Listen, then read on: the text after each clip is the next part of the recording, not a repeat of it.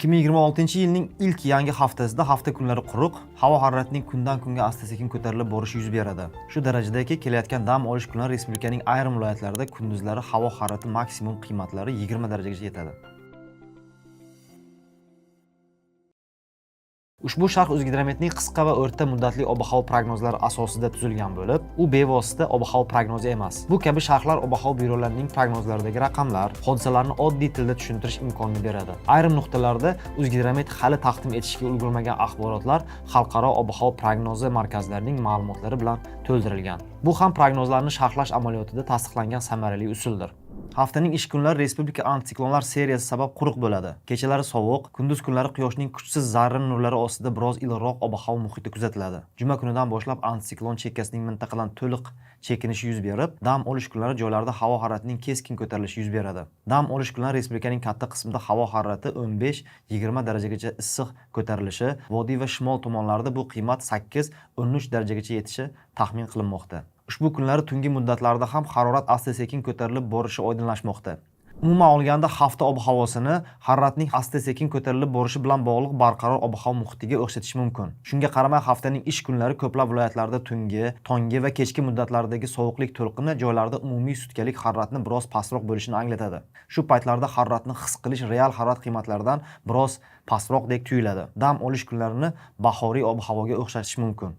Masalan, quyidagi prognoz xaritada 11-yanvar, ya'ni yakshanba kuni soat 16:00 da Qashqadaryo viloyatining ayrim hududlarida havo harorati 17 darajagacha ko'tarilishi to'q sariq rangda tasvirlangan. Xorijiy ob-havo byurosi ma'lumotlarida joriy haftaning ish kunlari O'zbekistonning katta qismida o'rtacha harorat shu davrga xos ko'p yillik iqlimiy me'yor qiymatlaridan 1-3 daraja yuqori, ya'ni iliq bo'lishi keltirilgan.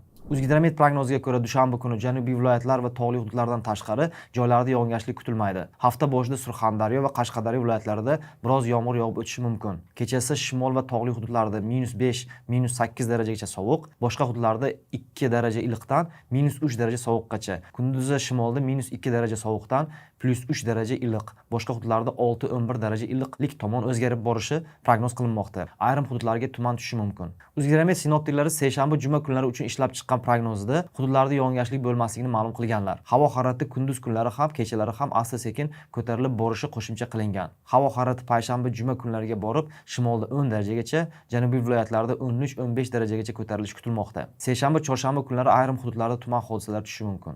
Shanba va yakshanba kunlari respublikaga qo'shni Turkmanistondan iliq havo massalari kirib keladi. Havo harorati haftaning ish kunlariga nisbatan keskin ko'tarilib boradi. Ushbu kunlari shimolda yog'ingarchilik bo'lishi mumkin. Boshqa hududlarda yog'ingarchilik kutilmaydi. Umuman dam olish kunlaridagi ob-havo o'zgarishlari haqida O'zgidrometning yaqin kunlarda yangilanadigan ob-havo prognozi axborotidan aniqroq ma'lumot olish mumkin.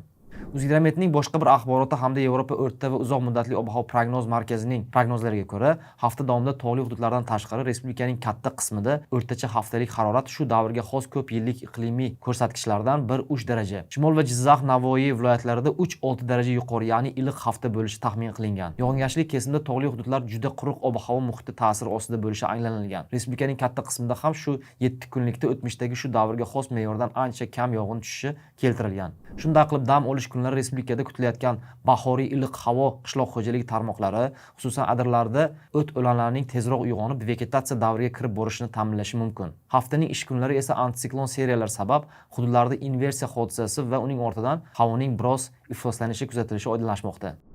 Harorat rejimi va tez o'zgaruvchan ob-havo muhitining inson salomatligiga ta'siri.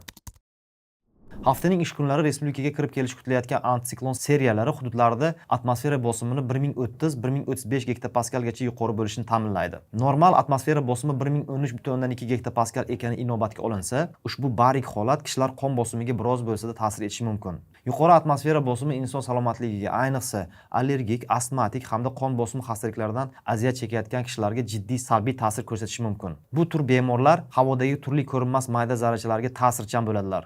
Aksiga olib antitsiklon vaqtida tinch ob-havo sharoitida bu kabi zarralar havoda ko'p muddat muallaq saqlanadi. Yuqori bosimli davomiy antitsiklon ta'siri inson tanasida bosh va yurak og'rig'i, ishchanlikning sustashuvi, umumiy zaiflik bilan namoyon bo'ladi.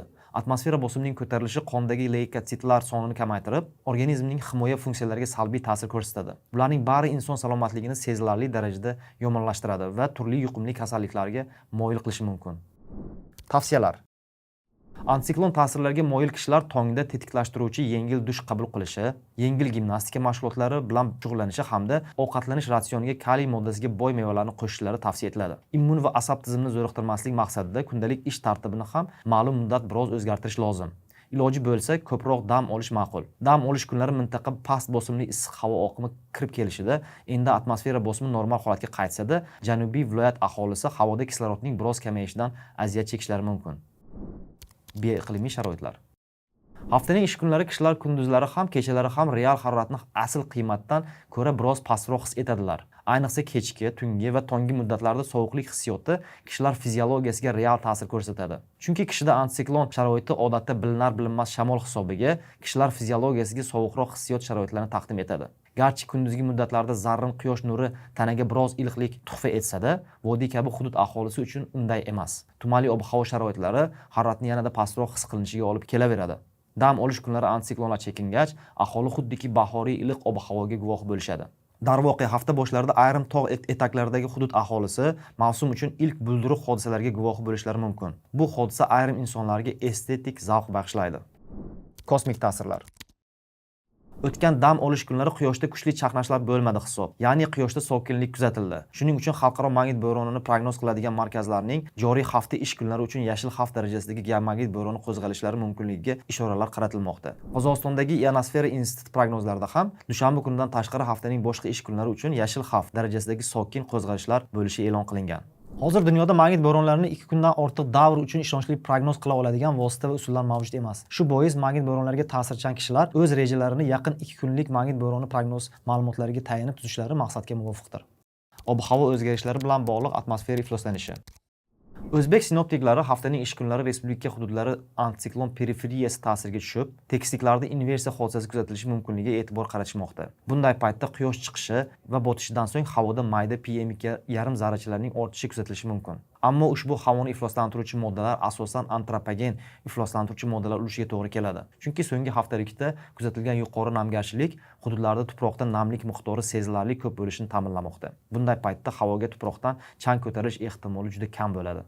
Agarda havoda ifloslanish ortganida, havoda mayda zarrachalar bilan bog'liq ifloslanish ro'y berganida, qanday harakat qilish bo'yicha Sanitariya epidemiologiya qo'mitasi aholining turli yosh qatlamlariga va bemorlari uchun tayyorlagan tavsiyalari bilan tanishib qo'yish zarar qilmaydi. Shunday qilib, 5-yanvardan 11-yanvargacha bo'lgan kunlarda kishilar salomatligiga kamroq xavf tug'diruvchi iqlimiy va kosmik muhit, juma va dam olish kunlariga to'g'ri kelmoqda.